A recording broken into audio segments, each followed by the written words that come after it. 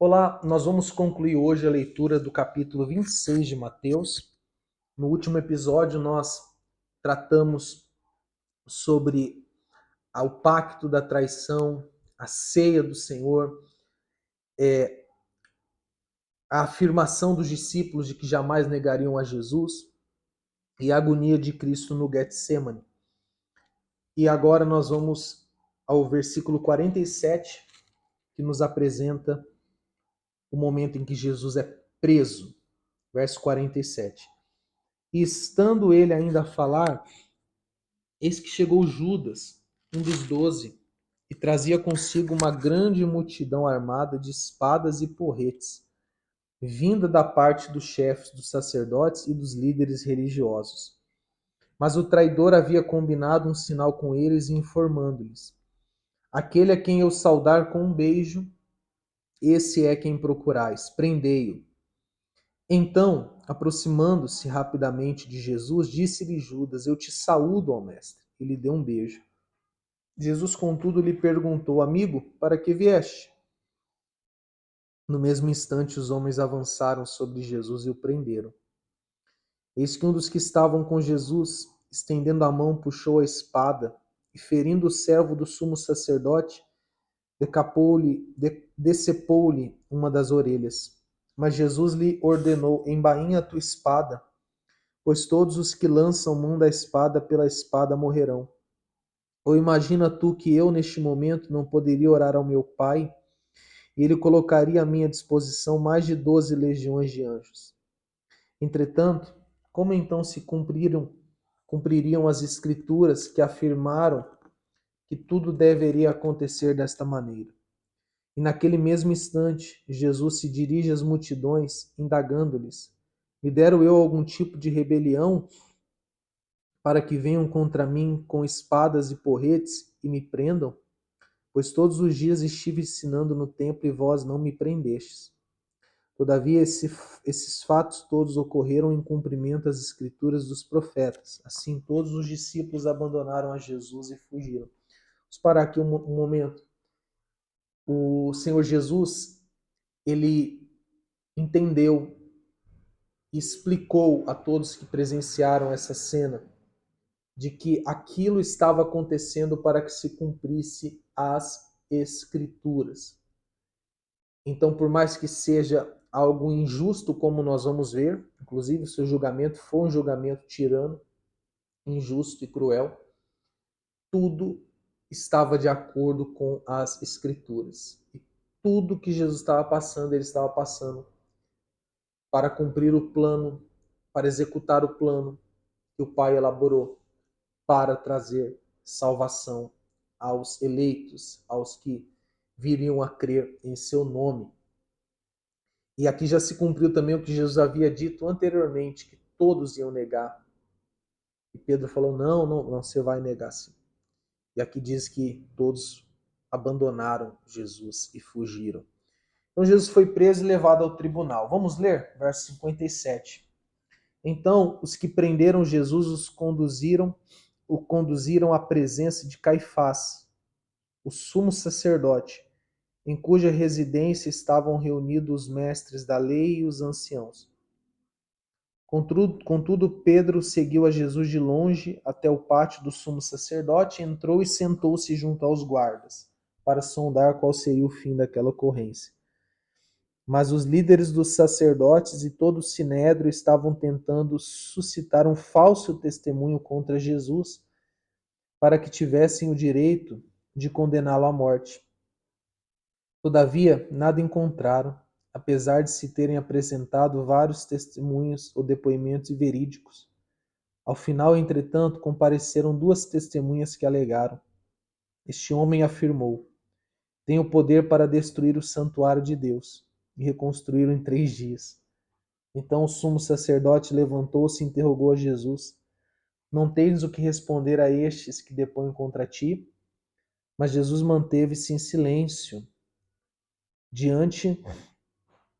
diante do que o sumo sacerdote lhe intimou. Eu te coloco sob juramento diante do Deus vivo e exijo que nos digas se tu és o Cristo, filho do Deus vivo. Tu mesmo declaraste, afirmou Jesus.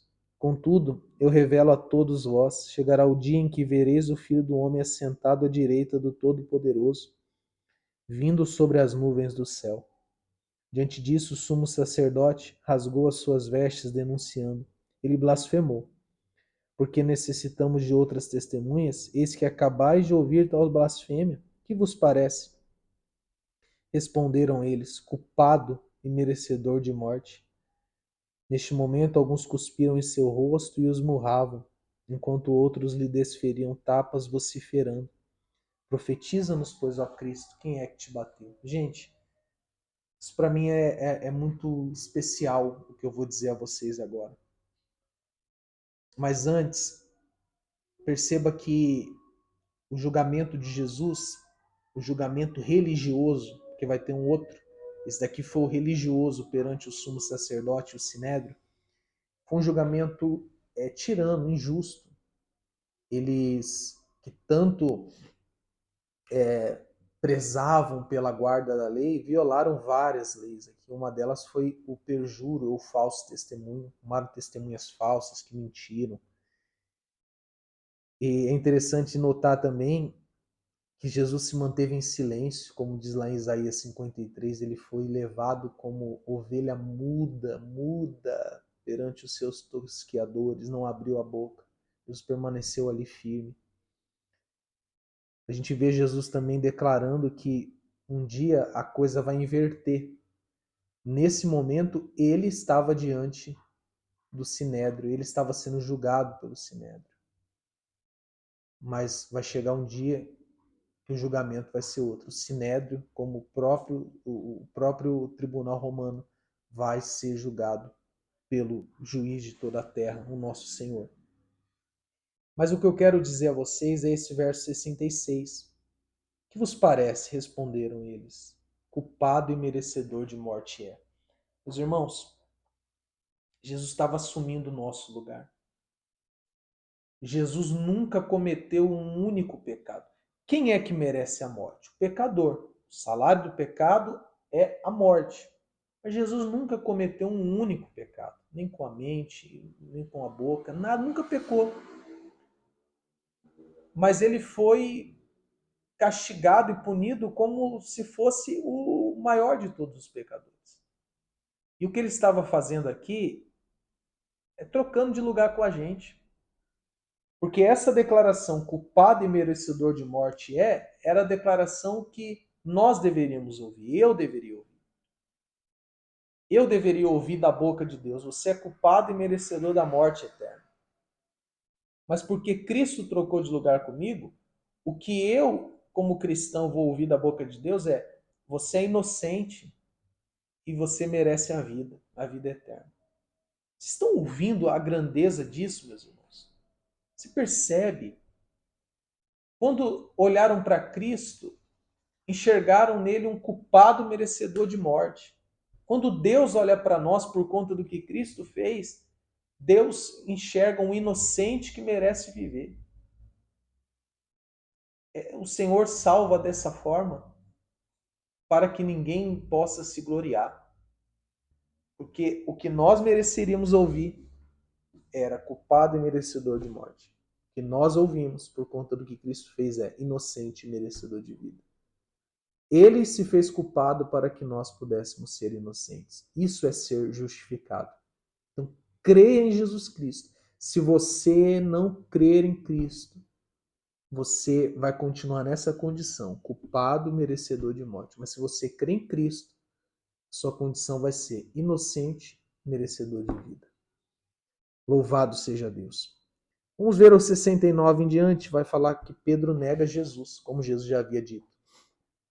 Pedro encontrava-se sentado no lado de fora da casa, no pátio, quando uma criada, aproximando-se dele, afirmou: Tu também estavas com Jesus, o Galileu. Ele, entretanto, negou a Jesus perante todos os presentes, declarando: Não sei do que falas. E saindo em direção à entrada do pátio, foi ele reconhecido por outra criada, a qual denunciou a todos os que ali se achavam, exclamando: Este homem estava com Jesus, o Nazareno. Mas Pedro, sob juramento, o negou, uma vez mais afirmando: Não conheço tal indivíduo. Algum tempo mais tarde, os que estavam ao redor aproximaram-se de Pedro e o acusaram. Com toda certeza és igualmente um deles, porquanto o teu modo de falar o denuncia. Então ele começou a jurar e a pedir a Deus que o amaldiçoasse caso não estivesse dizendo a verdade, e exclamou: Não conheço esse homem. No mesmo instante o galo cantou.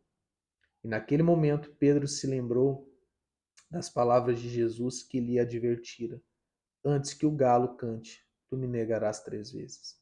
E deixando aquele lugar, chorou amargamente. Então veja que, conforme Jesus havia dito, Pedro negou 3 vezes antes do galo cantar. E quando o galo cantou, ele se lembrou. E qual foi a reação dele? Ele chorou amargamente. E esse choro não foi um choro de remorso, foi um choro de arrependimento. E o Senhor viu esse arrependimento. E lá em João, vai dizer que Pedro foi restaurado por Jesus, depois que Jesus ressuscitou. Bem, meus irmãos, como nós temos tempo ainda, vamos continuar a leitura, está tão especial. Vamos iniciar agora o capítulo 27. A gente leu ainda há pouco o julgamento religioso, né? Jesus perante o tribunal religioso, do sumo sacerdote. Agora vamos ver Jesus perante Pilatos.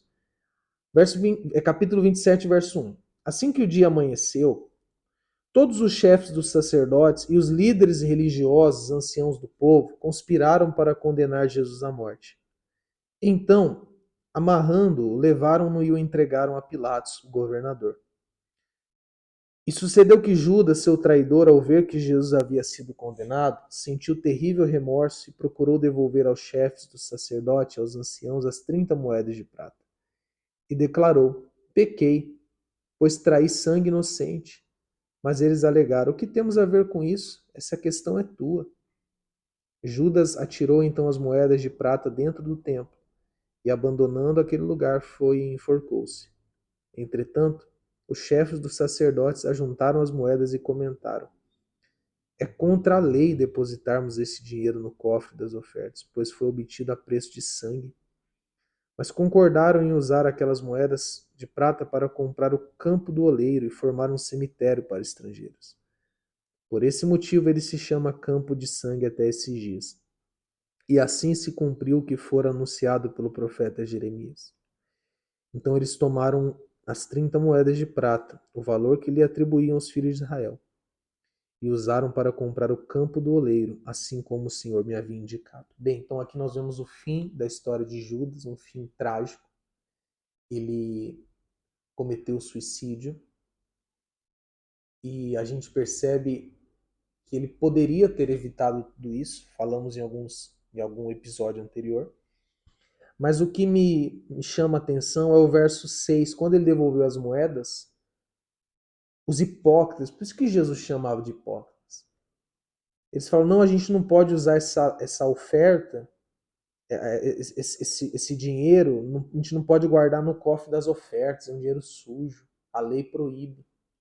Eles não estavam se importando com a lei, eles nunca se importaram com a lei. Eles haviam acabado de quebrar várias leis para prenderem Jesus. Então isso é a hipocrisia, eles vestiam uma máscara, uma aparência. Por isso que Jesus pega assim, sabe, de uma forma tão dura e os reprova lá em Mateus 23. E de fato era uma tremenda hipocrisia. Pois bem, continuando, verso 11. Jesus foi conduzido à presença do governador e este o interrogou: És tu o rei dos judeus? Afirmou-lhe Jesus: Tu o dizes. Então passou a ser acusado pelos chefes dos sacerdotes e pelos anciãos. Mas ele nada respondeu. Foi quando lhe questionou Pilatos: Não ouves a acusação que todos levantam contra ti? Jesus, entretanto, mantinha-se em silêncio absoluto. E por isso ficou o governador fortemente impressionado. Para um pouquinho aqui. Falei ainda há pouco. Perante o sinédrio, Jesus se manteve em silêncio. Perante Pilatos, Jesus se manteve em silêncio. Para se cumprir Isaías 53, que, como ovelha muda perante seus tosqueadores, ele não abriu a boca. Veja que a Bíblia ela apontava para Cristo. E tudo que estava dito se cumpriu em Cristo. Agora veja o verso 15, que é muito chocante isso aqui. Contudo, por ocasião da festa, era costume do governador dar liberdade a um prisioneiro escolhido pelo povo. Detinham eles naqueles dias um criminoso muito conhecido de todos, chamado Barrabás. Então Pilatos dirigiu-se à multidão que ali se havia reunido e lhe propôs: A quem desejais que eu vos solte? A Barrabás ou a este Jesus que é chamado de Messias? Isso porque tinha conhecimento de que o haviam entregado por inveja. E aconteceu que, estando Pilatos sentado no trono do tribunal, sua esposa lhe enviou a seguinte mensagem: Não faças nada contra este homem inocente, pois hoje, em sonho, muitas coisas sofri por causa dele. Todavia, os chefes dos sacerdotes e os anciãos influenciaram a multidão para exigir o livramento de Barrabás e a execução de Jesus. Então o governador entregou à multidão o dilema: Qual dos dois homens quereis que eu vos deixe livre? Exclamaram eles: Barrabás.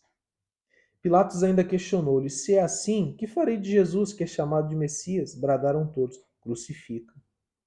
Outra vez insistiu Pilatos: Por que crime cometeu este homem? Apesar de tudo, a multidão esbravejava ainda mais furiosa: Crucifica.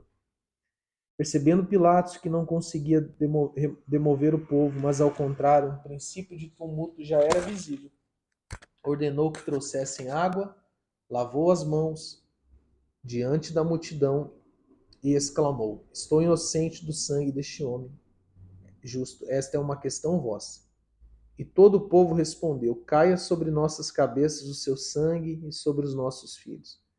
Diante disso, Pilatos soltou-lhes Barrabás, mandou que Jesus fosse flagelado e o entregou para ser crucificado. Bem, repare que eles soltaram Barrabás e condenaram Jesus. Um grande amigo meu disse certa vez: Nós somos Barrabás. Pense comigo, quem é que merecia a crucificação? Quem é que merecia a condenação? Quem é que merecia a morte? Jesus ou Barrabás? Resposta óbvia: Barrabás. Ele merecia. Mas quem foi condenado, crucificado e morto? Jesus Cristo. E, e isso é a realidade da forma que Deus nos salva. Nós somos o Barrabás, nós merecemos a morte, nós merecemos a condenação, nós merecemos o inferno. Nós merecemos. Mas Cristo foi morto no nosso lugar. E nós, a exemplo de Barrabás, fomos absolvidos.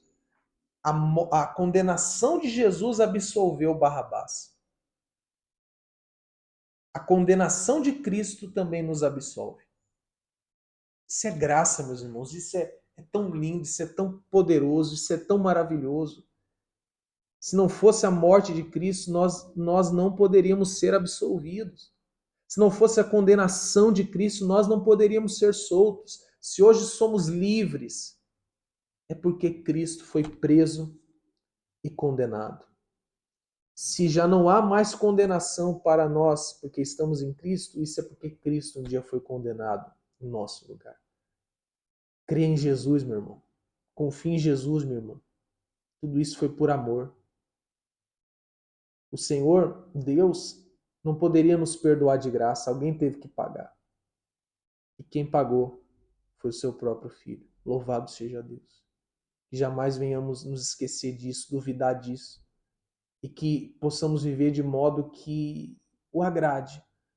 Uma vez que o que ele fez pela gente, nenhum outro poderia fazer.